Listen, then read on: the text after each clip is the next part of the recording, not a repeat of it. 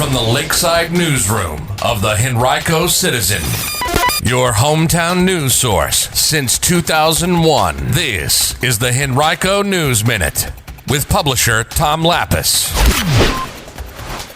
A big announcement from the Little Sisters of the Poor, and planning gets underway for the newest park in Henrico County. We'll have details about those stories in today's Henrico News Minute. It's Wednesday, March 3rd, 2021, and it's brought to you today by Henrico County. And now for the news. The Little Sisters of the Poor program, which has run operations at Henrico's St. Joseph's Home for the Aged for 147 years, announced yesterday that it will be transferring care of the home to Accordius Health during the coming months. Little Sisters announced in late October of 2019 that they were going to be leaving St. Joseph's and were looking for a new buyer, but pandemic restrictions delayed that process, according to Father Mark Cregan, counsel for the organization. Accordius plans to continue the nursing and assisted living facilities as well as the apartments at the facility, according to its Chief Operating Officer, Kim Morrow. Accordius Health operates facilities throughout North Carolina and Virginia. Mother Jean Mary, local superior of the St. Joseph's Home, recently visited one of those facilities in Waverly, Virginia, and said she left feeling confident that residents at St. Joseph's would be well cared for by the new operator. The encouraging news related to COVID-19 continues in Henrico, which yesterday reported just 61 new cases of the virus, according to the Virginia Department of Health. That dropped its 7-day moving average of new daily cases down to 67 per day. There were 6 hospitalizations related to COVID and 7 new virus-related deaths reported in the county yesterday. The death count was the lowest in more than a week. The VDH is continuing to process backlogged death certificates from the post-holiday surge, and most of these deaths are related to that.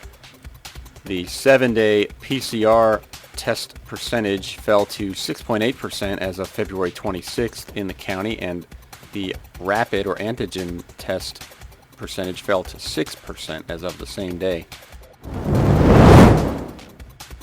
On Monday, Henrico officials heard a variety of possible uses for a new 99-acre park in Sandston during 2 virtual community meetings. Officials also showcased some of their own ideas for the Taylor Farm Park during those meetings. The park was funded by a bond referendum approved by Henrico voters 5 years ago. It'll be located off East Williamsburg Road in Sandston, just behind the Chickahominy YMCA. It's expected to feature athletic fields, trails, playgrounds, and more. Planning and design for the park is expected to cost about $5 million, and the construction will cost about $14 million, according to county officials.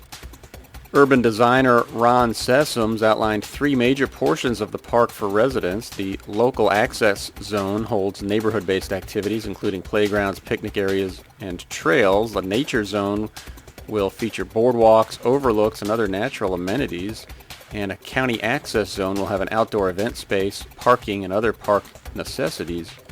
Bill Taylor, whose family owned the land before the county purchased it, said he appreciated the county's desire to keep natural features like a stream and other areas.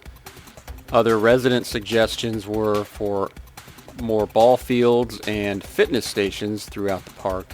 You can still complete a feedback survey to provide your input. Visit henrico.us/projects/Taylor-farm-park. State officials are urging Virginians to take note of March 14th through 20th. It's Virginia Flood Awareness Week coming up later this month. The state is planning several ways for folks to learn about their flood risk and about how to protect their homes and property with flood insurance ahead of spring rains and the hurricane season later this year. The state has an interactive map on the Virginia Flood Risk Information System webpage available through the Department of Conservation and Recreation that will show you your property's flood risk. You can find a link to that page on henricocitizen.com by clicking on Community and then searching for this article. Only 3% of Virginians have flood insurance, according to the National Flood Insurance Program. Most homeowners and renters insurance policies don't cover damage from floods. You can learn more at www.dcr.virginia.gov/Flood Awareness Week. Every week we compile a list of achievements from Henrico citizens. We've compiled this week's list. You can find it under Community on henricocitizen.com by clicking on Milestones. And if you have a milestone of your own you'd like to share with our readers, please email us at citizen@henricocitizen.com anytime.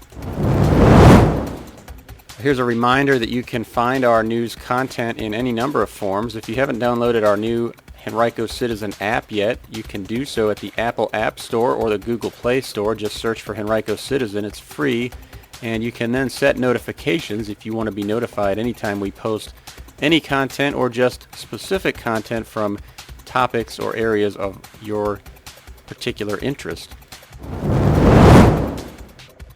Today's Henrico News Minute is brought to you by the Henrico County Broadband Survey. The county is gathering information about internet access and speed in different locations throughout the county and needs your help. You can visit speedtest.henrico.us to take the test and find out your internet speed.